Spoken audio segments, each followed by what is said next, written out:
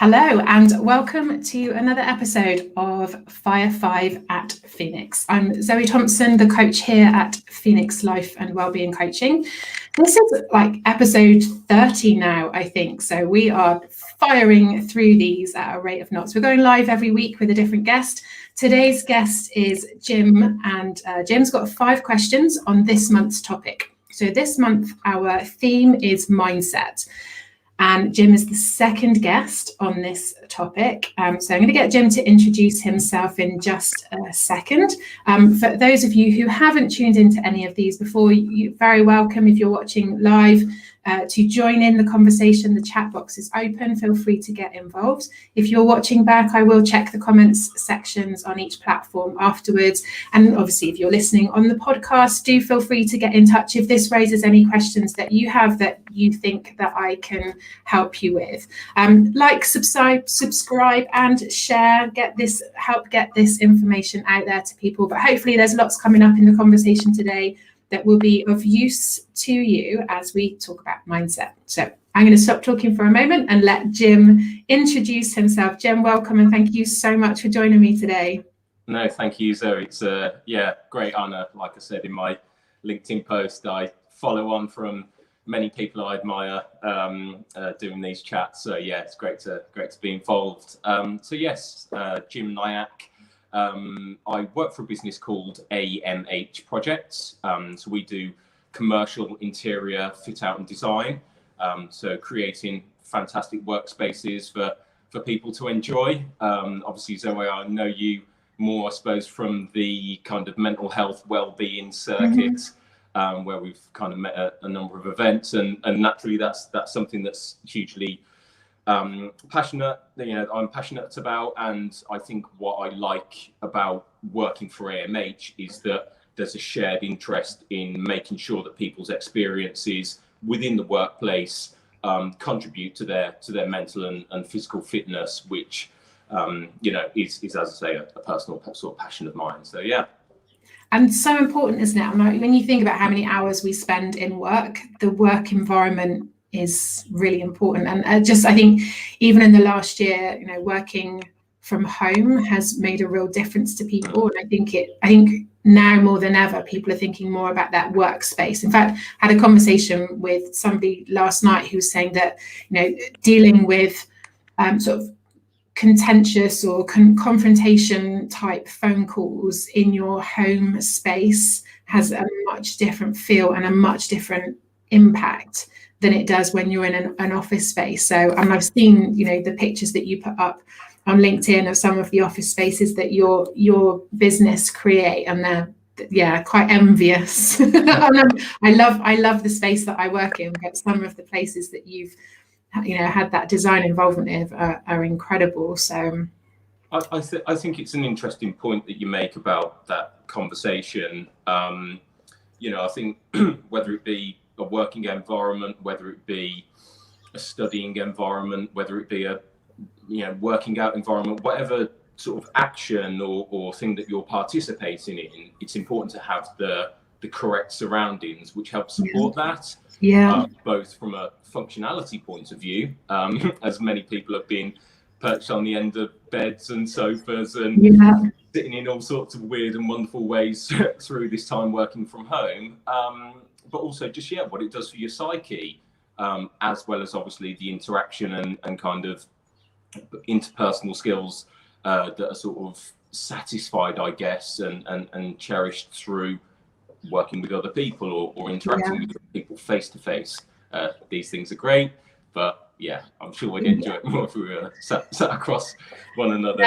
It's not the same, is it? And I think even just those conversations that you have while you're working, or having that space to have those downtime conversations are all really important. And I don't think, dependent on your home situation, not everybody has that. So I think we've probably paid more attention to the workspace, certainly more aware of it, I think, now than perhaps we were 12 months ago. So absolutely. So you have 5 questions for me today. I do indeed. So I thought we'd ease in gently and then progress as the conversation goes on. So obviously you're a coach and you help people with mindset. for anybody just maybe dipping their toe into trying to improve their mindset and just get things going a bit by creating a more sort of positive mindset, have you got maybe any activities that you suggest either for yourself or for clients, any books that you've read, even public figures or sports people that are a good example for maybe somebody new stepping into the world of mindset? There are so many people out there, aren't there? And I think that's the one of the positives of social media and different platforms, is that we do have access to these people who have, you know, not just experiences, but just their way of approaching things. I think from a book recommendation, Sumo is definitely one I would recommend. So a guy called Paul McGee. The book is called Shut Up and Move On. Which sounds a lot more harsh than it is. But I think actually in terms of just understanding how our minds work, that just in a very kind of day-to-day help, you know, I think, you know, young people could read it, adults could read it. But there's lots of advice in there about how you can just help yourself to move things on when things happen. And I think that's probably one of the biggest challenges for a lot of people I work with, is they struggle when things happen to be able to draw a line and be able to move on from it. And so it gets caught up in their headspace and then takes over the day. And I think that's the challenge, isn't it? Nobody in this life gets through it without any experiences that knock positivity, that knock the mindset. So I think it's helping to understand how the mindset works, but then how you can take control and manage it to a certain extent. So Sumo is a great book for that. He's got 7 steps that he outlines of when something happens, 7 questions to ask yourself to help you to move on. And that's, you know, how big a problem is this? How big a problem is this going to be in 6 months' time? Is your response in perspective to what's happening, or are you giving it 10 energy for a 2 problem? You know, if you were to mark the problem out of 10 and the amount of effort and energy you're putting into trying to control it or resolve it, what rate is that? So is that in balance? What can you learn from it? Can you go back and change anything? Can you influence what's happened? And if you can't, what would you do differently next time, so that you're putting the possibles or the other possibilities into your brain ready to go, so that if something else happens that's similar, you've already thought things through. And I think for me, that's probably one of the things that we don't tend to do as a matter of practice. We tend to sit and reflect on things, like what's worked, what didn't work. But that extra question of what would I do differently next time, knowing what I know now, can really help to kind of sow the seed should things happen again. So Sumo's a great book. He's on LinkedIn and different social media platforms, quite often does short videos. So that's definitely one I would recommend. Cavemen and Polar Bears by Andy Workman, you know, local Bristol man who I've worked with, and actually he did my hypnotherapy to give up smoking. So I have a lot of respect for Andy's knowledge, but his book is brilliant in being able to understand how our minds work. So I think those are 2 books definitely worth looking at. The Chimp Paradox is my other 3rd one. Those would be kind of the top 3. But I've actually recently just read Atomic Habits by James Clear, which I am surprised I haven't picked up before, because it's one that lots of people talk about. And I think for looking at small changes and small habit and behavior changes, I thought it was a really good book to read. So that's actually now 4 recommendations. David Goggins, his mindset is incredible. I don't know that there is anybody else out there that has achieved physically and mentally and emotionally, to be fair, the amount that he has done. So he's not a huge, he doesn't have a huge presence on social media, but his book is brilliant. And the Audible version, it's somebody reading the book, but they have short interviews with him at the end of each chapter, which just adds that different dynamic to it. So David Goggins is fantastic. I mean, any sports most sports people have got great mindsets, haven't they? Especially that people that are competing in that professional environment. So there's some books and some people there. Well, I'm intrigued as to what yours would be. I mean, Goggins, 100%. A buddy of mine put me onto David Goggins over the summer, and yeah, those lockdown workouts, just when I'm doing it by myself in like a cramped bedroom. I think it's brilliant, isn't it? How he's got the narrator reading the story, but then, like you say, it's because his voice, you have to hear his voice really, because it's so impactful. Obviously the language is quite raw, and how he presents it is definitely not for the faint-hearted, shall we say, or the easily offended, but the realness is brilliant. Even I did see a post on his Instagram, and he doesn't try and sugarcoat anything. He just says that things are going to be hard, you're going to get tough stuff that happens to you, but ultimately that makes you bulletproof. Like you say, the reflection piece of how is this going to benefit me moving forward.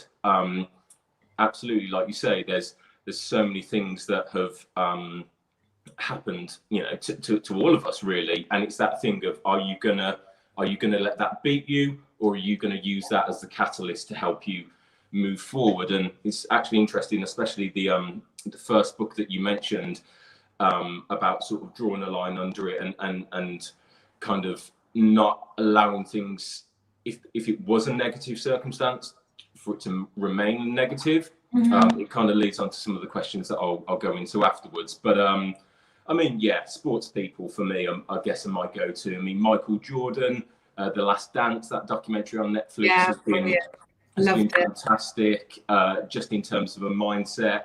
Again, using things that some may see as a negative or an attack, and using that to one's advantage. So he talks about any time there was a coach that would say something negative about him, or slightly something that was trying to put him down, he just flicked a switch.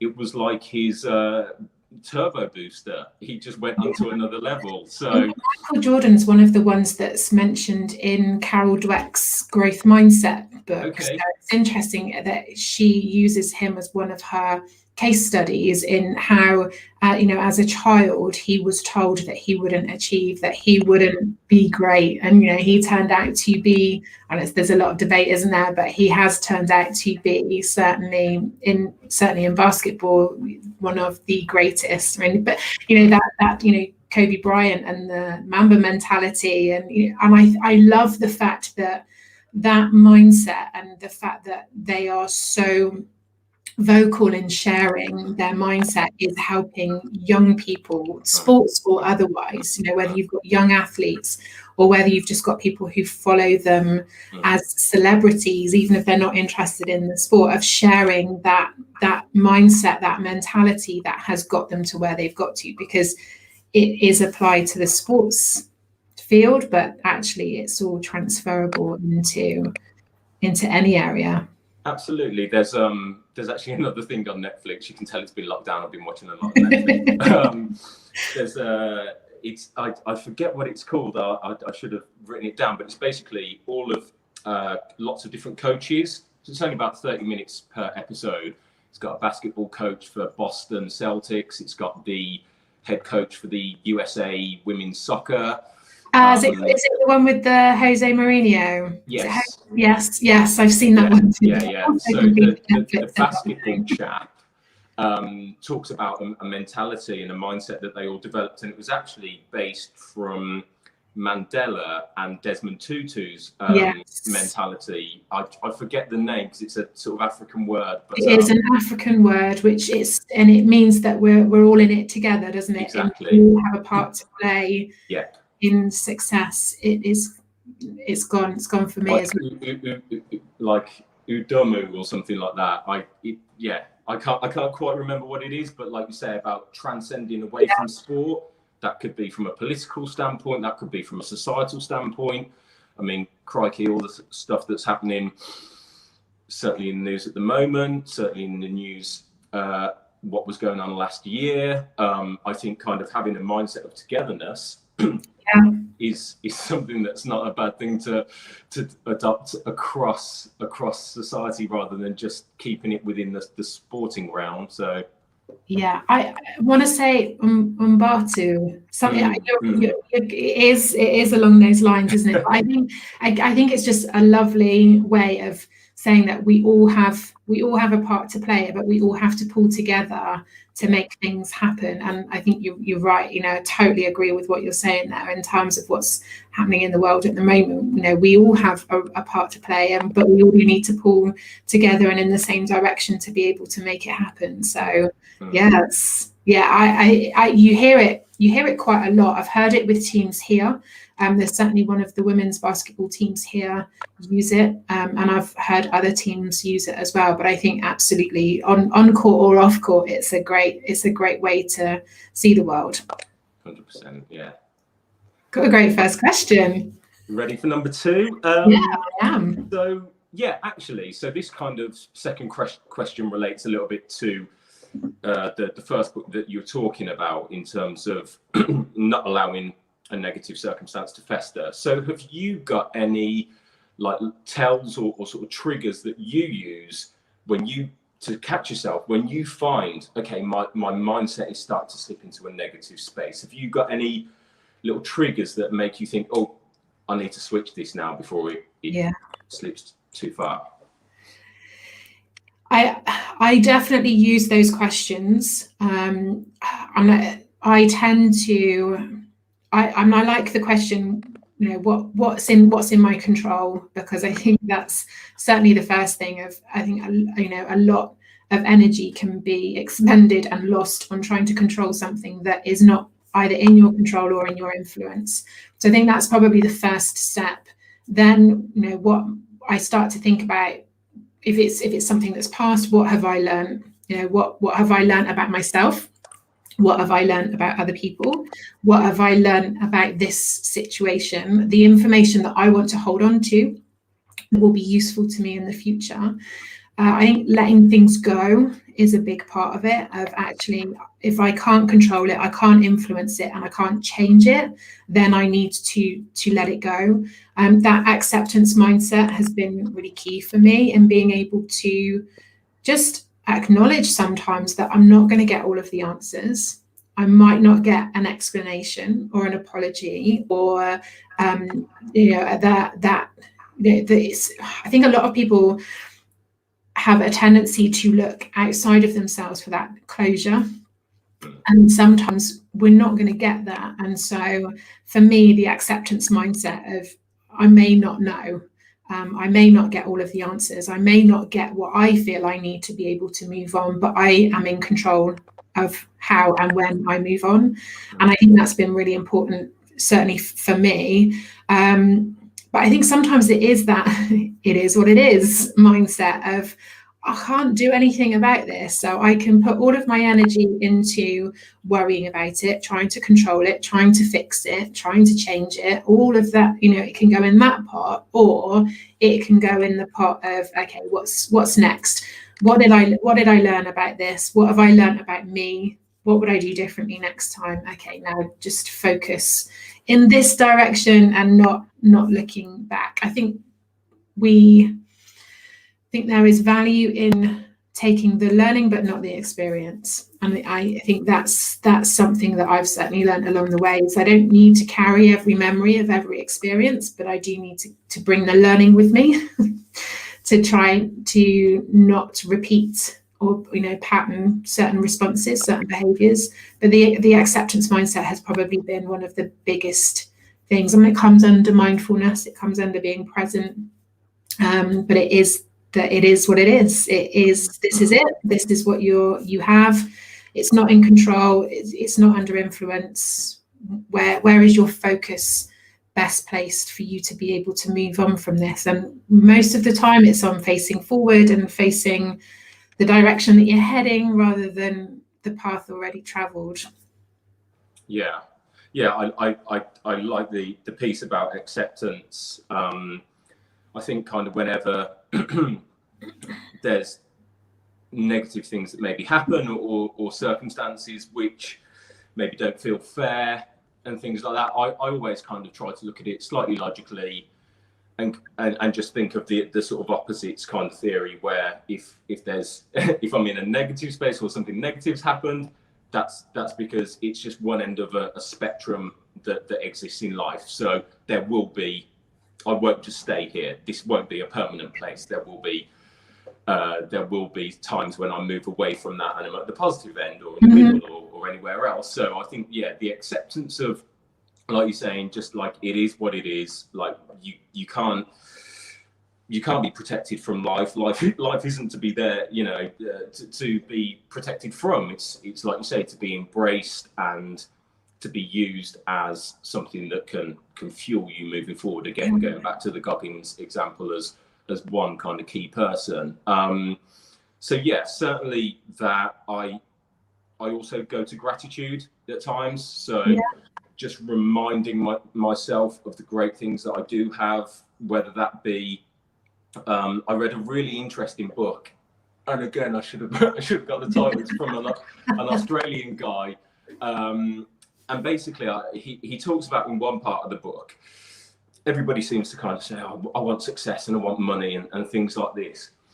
And he sort of said, think of it, if you had £10,000, what would that do for you? You know, you'd be so happy, you know, to go, £10,000, like such an achievement.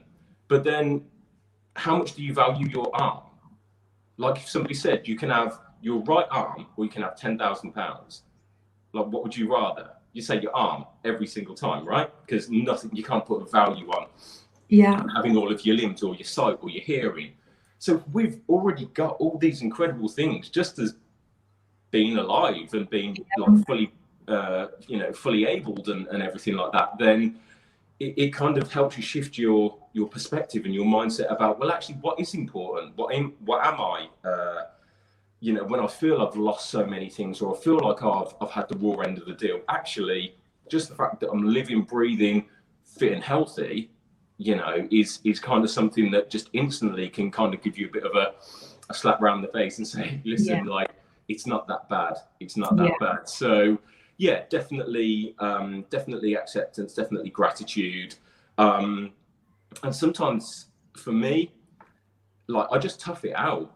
Like, and I'll just, you know, have that grit. Like, I'll maybe repeat stuff to myself, like kind of just get through, or positive stuff, or just have a little sort of daily mantra of saying stuff, even maybe if I'm not even believing it at the time, but just gritting it out and just know, like, this you'll just get through it. You know, you won't just be in this space, and just tough it out, as maybe unhelpful, or as you know, that doesn't necessarily give somebody like a little pill that they can swallow and stuff goes away. But yeah, sometimes you just gotta put in that hard graft. I think there's value in that being uncomfortable. I think there is, you know, I think positive mindset, positive attitude, positive responses definitely have their place. But I think there's also value in the bit that comes before that, the bit where we don't feel great, where we don't feel so positive, that we sit and think things through and reflect, and we take the learning. And it's not a step to be missed. It's not a step to stay in, but it's not a step to be missed. And I think, you know, it is that balance of a positive mindset is really important, but the learning is in that uncomfortable bit, and that's the bit where we have to sit there and we have to acknowledge the part that we've played in something that's happened, and we have to accept of things that we may have done that have had an influence on a negative outcome, or something that hasn't gone our way, because that's where we learn about ourselves. That's how we change and we grow. But if you don't sit in that moment, and you don't sit in that uncomfortableness, and I don't want to say pain, but sometimes it will be painful, because it's not a comfortable place to be, but that's where the growth happens. That's where we sit and we reflect on our own responses, our own attitudes and behaviors, and the ways that we have approached things, because we can't control what other people have done or what other people might do in the future, but we can absolutely control what we choose to do next time or in the future with other people. So I don't think it's a step that should be skipped, but it's not a step that, it's not somewhere where you want to stay too long, but it is an important part of the process, I think. And I think that's the bit of where the support comes in, of being able to move on, so not getting stuck in that place. And I think that's probably what we see more of, is people get stuck in that place. They get frustrated that they can't move through it. And so there's that balance, isn't there, between being able to focus ahead and move on, but not skip the important bits because they're not comfortable. Yeah, exactly. And yeah, like I said about that sort of spectrum of life, right? You know, you've got on the one end you've got the negative space, and on the sort of other end you've got the positive, and we will flitter in between, you know, won't we? And I guess, isn't there don't people use that kind of the heartbeat analogy, you know, on like on a sort of, if you were at the hospital and someone's monitoring your heart, and it kind of goes up and then down and then up, and you know, people are sort of saying that, yeah, if your life was just flat, yeah, then you ain't here, then yeah. I wrote a blog. One of the first blogs I wrote actually was about, you know, life is a roller coaster. I'm not going to sing Ronan Keating, don't worry, but life is life is a roller coaster. And actually, if we didn't have the ups and the downs, it would be a pretty boring ride. Yeah. I hate roller coasters, just putting it out there. We don't like roller coasters, but I wouldn't want to sit on one that just went flat and round in a circle. I would feel like I was missing out on what I've paid money for. Yeah. You've got to have the ups and downs, but also the downs help you appreciate and value the ups. So, and the downs is where you learn, and you learn about yourself, and you know, that's the you know, that's the challenge of adversity, isn't it? Is that we don't know who we are and what we're capable of until we get tested. So that's what the downs are for. Exactly.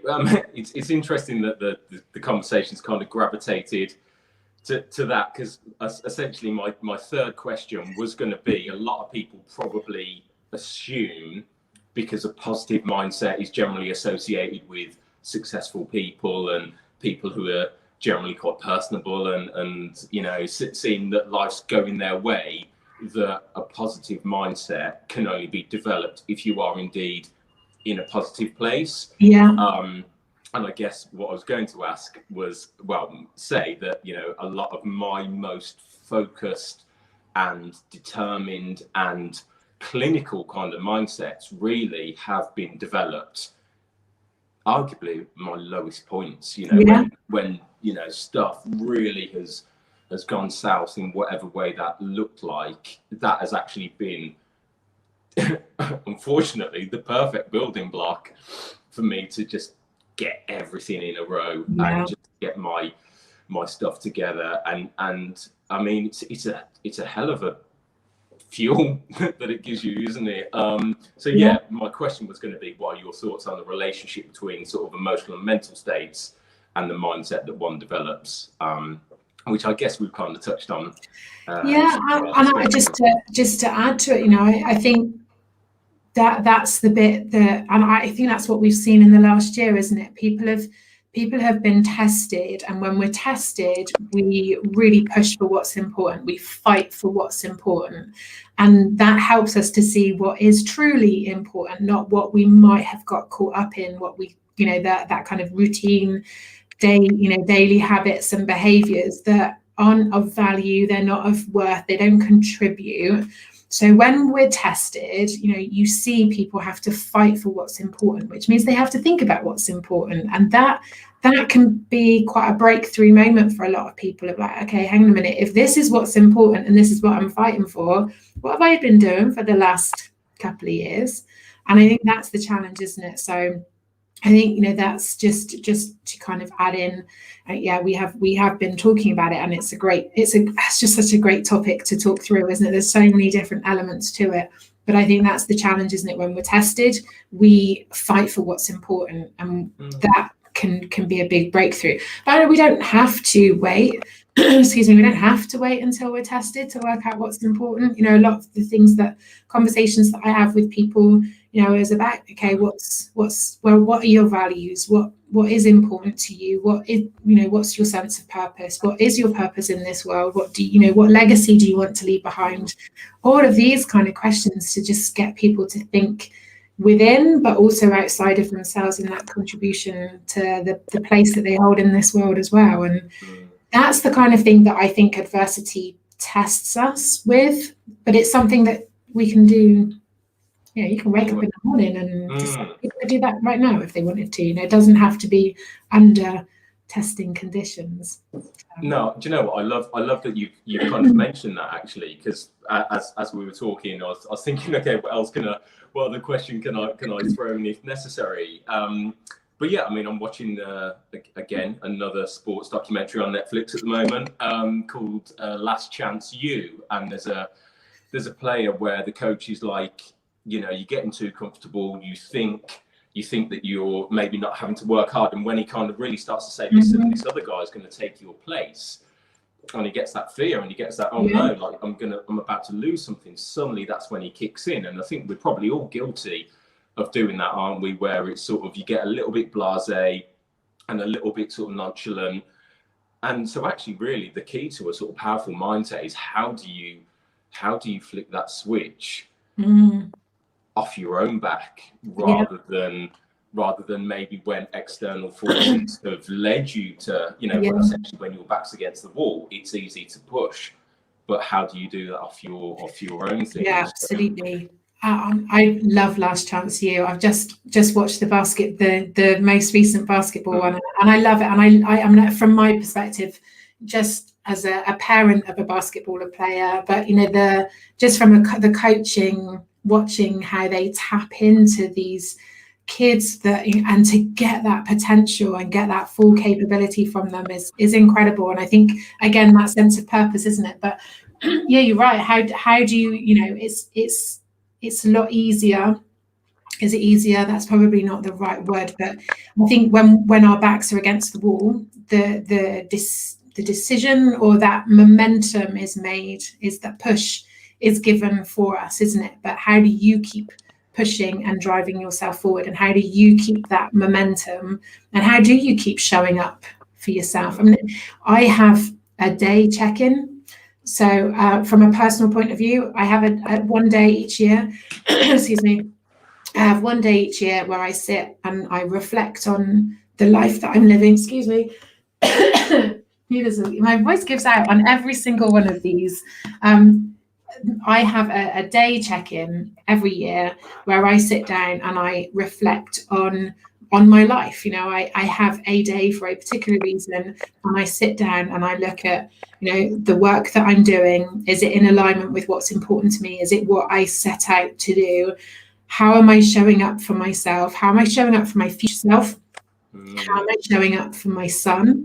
How am I living a life that I want to live? Am I living in a way that I want to live? Are the people around me, being a part of that, a support? Am I surrounding myself with good, positive people that are supportive of what I want to achieve and helping me to get there? And yeah, so that's the summer of every year, which interestingly quite often leads to sometimes changes towards the end of the year when I've worked it all through. But that for me is really important, right? I need to have that kind of annual check-in. That's a really good idea. I think, and we probably do lots of things like that, don't we, from a work point of view, maybe, where we've kind of set ourselves monthly targets or quarterly targets or whatever that sort of looks like. But actually from a just kind of personal behaviors and attitude and mindset perspective, I guess, well, I can only speak from my own experience, but yeah, that's probably something that actually I'd really benefit from, actually having a thing where I'm sort of checking in with myself and sort of saying, well, where are we at? I think, like you say, it's absolutely key to surround yourself with, positive people, like-minded people. I think certainly that's been easier for me as I've got older. The desire to please the group as such, and actually you sort of just gravitate.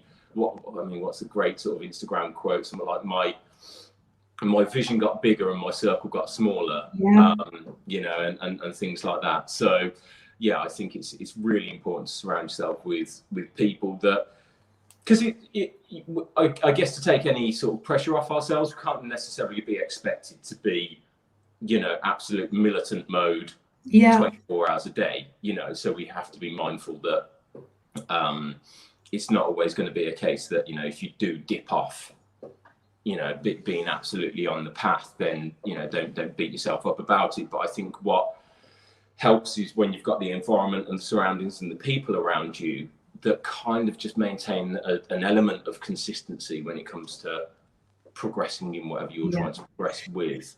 And I don't sit, and this isn't a goals, achievement, success reflection. This is about me as a person, about me living life. It's not about, oh gosh, well, I'm this many years old this year, and am I where I planned to be? Not that I ever have that plan, but it's not, this isn't it's not a goals or achievement check-in for me. It's about the habits, the behaviors, how am I showing up each day? How am I showing up to other people?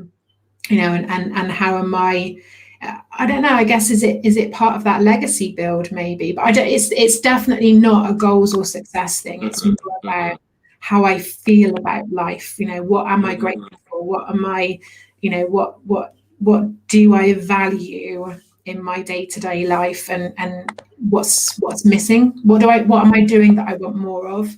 And maybe where are the gaps? What's missing that I want to work on to fill? But it's much more sort of values, worth, purpose type reflections rather than achievements and successes. So I love that. I'm gonna have to steal that, I think. In a way.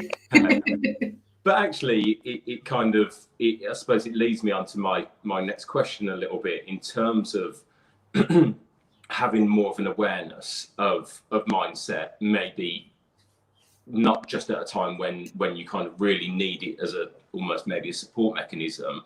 So do you think more needs to be done within businesses to support staff in developing positive mindsets, in tandem with just the general wellbeing support, or indeed on the job training? Because actually, if we take all of the sports perspectives that quite clearly me and you watch many documentaries about, ultimately, yes, they're teaching about how to do the layups and the 3-pointers and all the rest of it, but actually they're teaching about mindset. And that seems to be, if you speak to any key person, like sportsmen especially, it's the mindset that is the difference. Yeah, I think this is the challenge for businesses, isn't it? Regardless of the size of the business, you want high performing teams. You want high performing, happy, positive teams, because they will perform for you, and that's what you want from a business, isn't it? You want a high performing team, and what better way to do that than take the sports, all of the way that they help sports teams pull together to be able to do that in the business world. So I know we have a mutual connection with Martin Preston, who used his background in sports and uses this in the same way that I quite often work with athletes, but will use sports analogies to help them to understand how they can replicate where they are already successful, modeling their own excellence but into a different environment. And I think there's a lot to be learned. I mean, when you look at the highest performing sports teams, they have a sports psychologist, they have people who work with individuals on their mindset, but also the team collective. And I think we start to see that with businesses, don't we, in terms of people setting that vision for the business and getting everybody's buy-in. But what I don't see as much of is conversations with individuals of, okay, this is what we're all working towards. How do you show up for that? When you come into work, how are you contributing to that? Where is your significance in this bigger picture? And that's what people need. People need to know that they are part of the many cogs that make the wheel turn, because that's, you know, that's part of their human need, isn't it? Of how do I contribute? How am I significant in this? What value do I place in with the business? And whilst that will be a manager and an individual conversation, it's also just understanding that bigger picture. But I think from well-being, you know, it's not a one size fits all answer. It's a conversation of, you know, what do you need? How can we support you? How can we help you to show up and be your best self when you come into work? And sometimes, in the same way that you have you know, in basketball, on court and off court, you've got to look after the player off court to help them to show up and be the best player and the best member of the team off court. You've got to work with them on court and off court. And it's the same in business. We need to support individuals out of work and help them to work on themselves out of work, and help them to work on themselves in work, to, you know, and is the mental, physical and emotional. If you've got a member of staff who isn't looking after themselves physically, then it's helping them to know how they can take some small steps to make life better in work and outside of work. And staff are the biggest investment. Yeah. The biggest investment for any business is your staff. So you have to invest in your staff as much as you do for training and development for them to do the job. But actually, how do you invest in them being able to show up and perform well? And I think it is, and I think at the moment, what we're asking from managers and team leaders to work with their individuals in their team, it's not using skills that they don't have, but it is asking them to use their skills in a different way. The conversations are very different. You know, you could have a team of 10 staff and every individual could need something different at the moment. You know, you've got some that want to work from home, some that don't. You've got some that have been doing homeschooling, some that have felt very isolated, some that have actually enjoyed the isolation. It's a very different conversation with each of those 10 people. So it's the soft skills, isn't it? It's the communication skills, the behavioural skills that we need to tap into. And well-being, mental health, emotional health is a huge part of that. I don't think it's you know, watch this 3-minute video. No. You're good to go. It is about helping support people to do that. And if, you know, for some people, you can invest the time into your leaders to be able to give them the tools to be able to do that, or you invest in somebody who, excuse me, comes in as a third party. And I think sometimes there's benefit in that, you know, of having people having that safe space to have conversations about work and personal stuff without it kind of blurring into the work environment. So I think there's benefits for both, but I think it's a very individual decision for each business to work out who are their people and what do their people need. And what.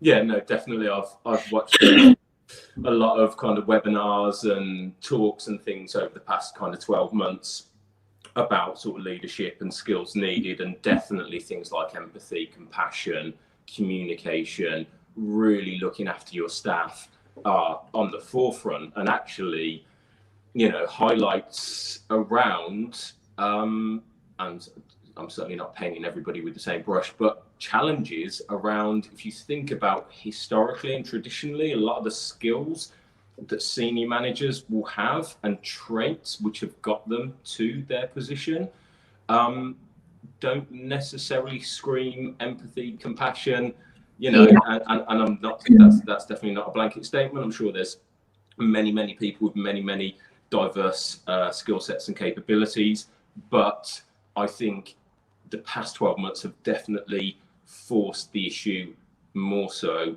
and the importance of having that capacity. And like you say, whether that doesn't then necessarily come from, you know, management itself per se, it comes from maybe, like you say, a third party, or indeed new roles being created. Yeah. It would be interesting to see, you know, how roles within that space develop over time, because I think absolutely you make a very good point about the landscape that we're working with, I mean, the amount of businesses that we're having conversations with at the moment who are like, we need to change our office space. We're not going to have 50 people back. If we were a 50 people company, we're not. We're having 25 back, and we're having 10 that are coming in ad hoc, and then we're going to have 15 who aren't even going to be in the office again. Yeah. So there's, the landscape's changing, the way we work's changing, the offices are changing, and certainly like how we manage and interact with staff also seems as well. And there's potentially an opportunity there, isn't there? If you're not investing in the same building space because people are remote working, then you can reinvest into your people. And there's the advantage of remote working is that you're not restricted to recruiting the best people from a certain geographic area. You can recruit the best people from a lot further afield. So there's lots of business benefits there.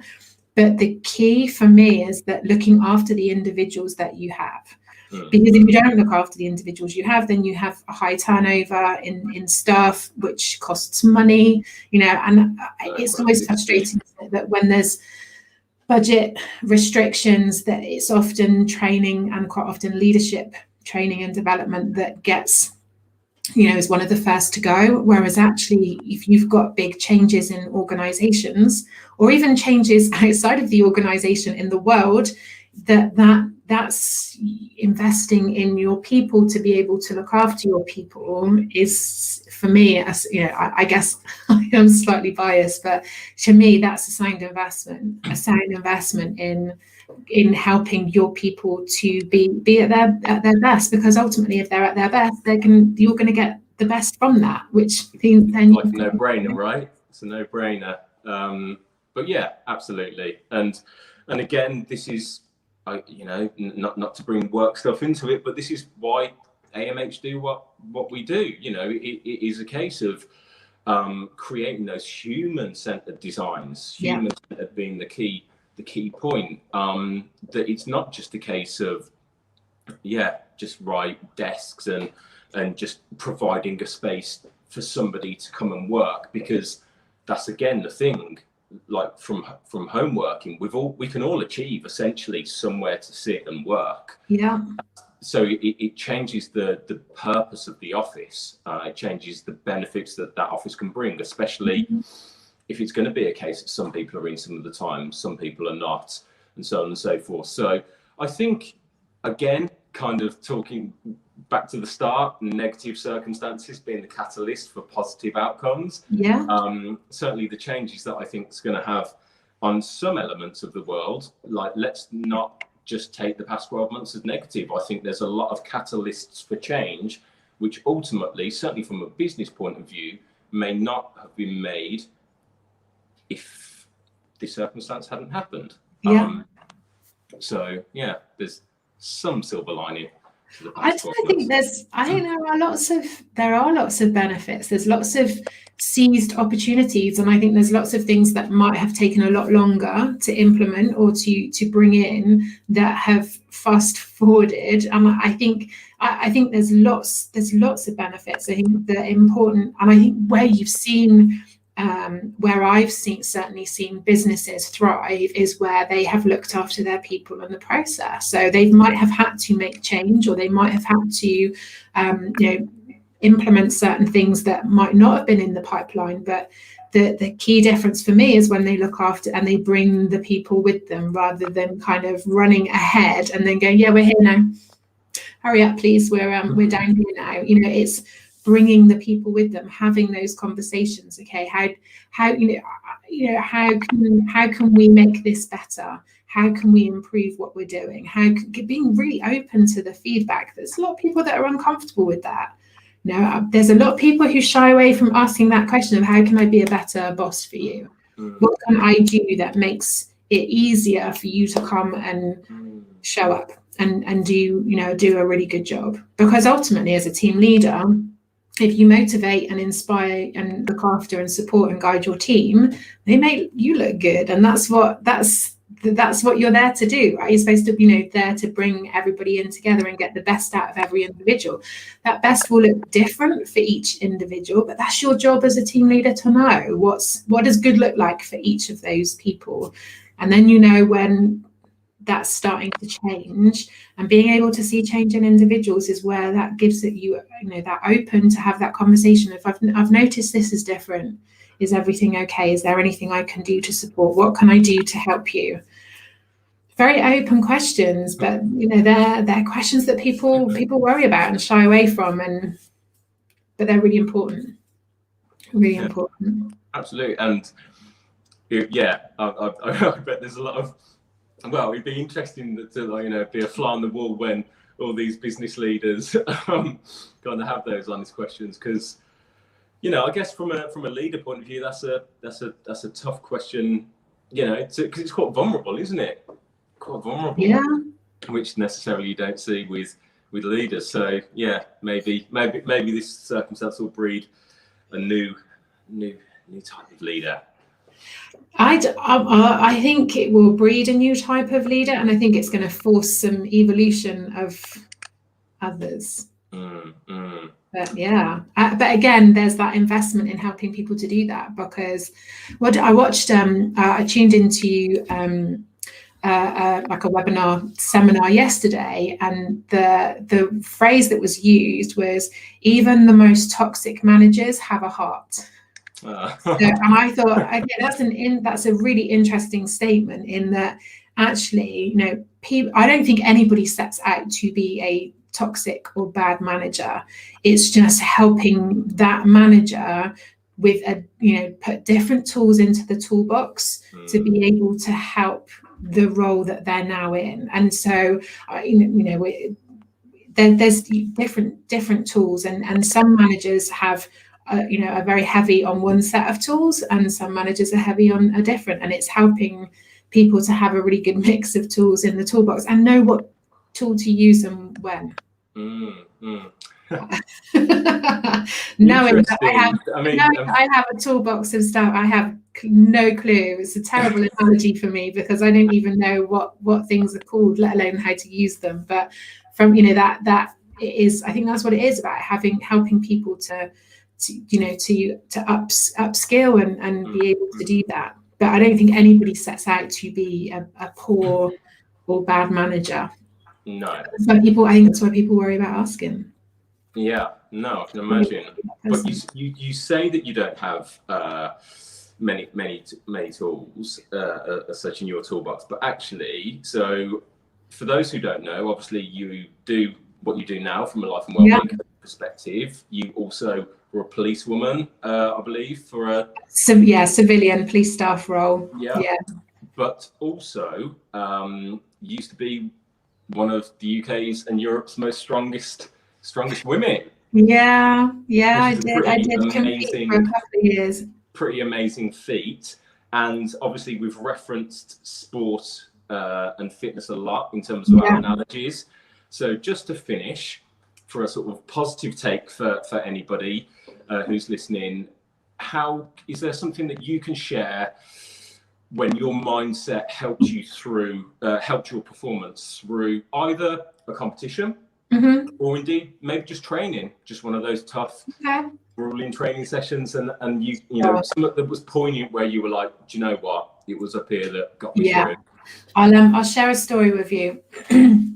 So when I was training, so I competed for about 2 years, and it was never my intention to set out to compete. It wasn't a goal of mine. It was something that I put 100% into training, and I kept qualifying for different competitions, and I loved every minute of it.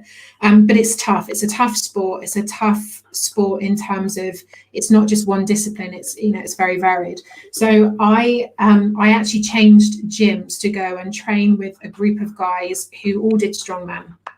A couple were power lifters, but they also did strongman as an extra. So they had all the equipment and they also had the expertise. So I changed gyms to go and train with them. And I can't remember which competition I was training for, but we were training the Atlas stone, so the big cement balls. And it's probably, I think it's certainly one of the events that it requires everything to kind of kick in together, and it's certainly, it's not dominant on one particular muscle group. It uses everything to be able to do, and you literally pick it up off the floor, put it into your lap, put your hands over the top, and then lift it up onto a platform, which if you're taller, it's great. If you're not so tall, it's kind of head height. And I was training for this event, and there's a certain point where it sits on your chest. So as you're lifting it up, so you take a deep breath beforehand. And if you faff about with it, you've got to move. It's a kind of power move. You've got to move quickly, because if you don't, it sits on your chest, so you can't take a breath because it's compressing, like kind of compresses down on your lungs. And also, as it starts to, with gravity, starts to move down, it just kind of peels the skin away off of your chest. So it's a great all-round event, but it's not comfortable to train with. And I was really fighting with this stone, trying to get to the next weight up. And the guy who was kind of in the coaching capacity stood behind me. I know I was whining a little bit about it. It was hard and it was tough. And he said to me, Zoe, you need to if you want to do this sport, you need to get comfortable with being uncomfortable, because everything about this sport is about being uncomfortable. And he absolutely nailed it. And I certainly wouldn't put him down as a motivational speaker. He was just shut up moaning, Zoe, just get on with it. But he said, you need to get comfortable with being uncomfortable. And when I was driving home from training that night, I was actually going through redundancy at the time. So I think it's when my head space was just a little bit off kilter. And I just remember driving home and thinking, actually, life isn't comfortable, but if you can get comfortable with being in that feeling like that and being in that space, it makes it a lot easier. Don't fight it, just kind of roll with whatever life throws at you. And that's definitely something that I repeat quite a lot now. And certainly, if I'm talking about strongman or I'm talking about life experiences, the get comfortable with being uncomfortable is probably the one thing that stands out for me, because we hold ourselves back, don't we? Because it doesn't feel comfortable, sitting in that space where we learn, we learn and we reflect is not comfortable. Pushing out of our comfort zone, seizing opportunities, pushing ourselves to, drive forward. It's not comfortable. Being nervous is not comfortable. Being in a place that you don't know people, it's not comfortable. But that's where the opportunities happen. That's where growth happens. And I think, we can hold ourselves in the comfort zone, but eventually that becomes uncomfortable.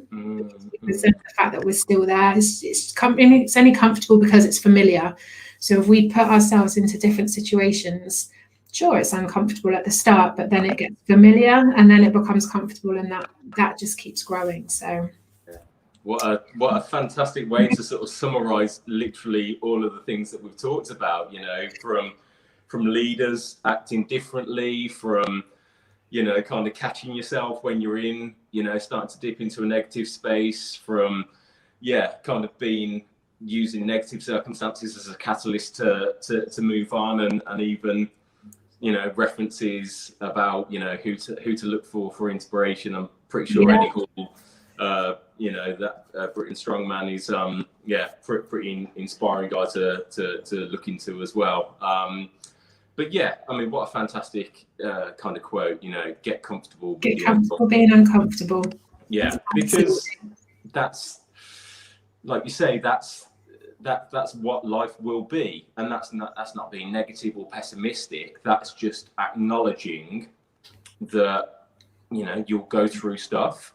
But like anything that's been uncomfortable before us, anything that you've found uncomfortable previously, essentially is now comfortable. But what I quite often ask people is like, go back and think about that first step that felt uncomfortable. If you had not have taken that step, if you just retreated back all of those things that you would have missed out on, all of those things that you have now done that feel comfortable, that you wouldn't have experienced, you wouldn't have taken. So yeah, love it. What great. I always, I love the fact that people bring in 5 different questions every time, and every time it just generates these new conversations. And yeah, I thank you so much for your time. And it's been awesome. Questions, but I know I really appreciate and the conversation too, and for you sharing your thoughts and feelings on things too. So it's not just me talking.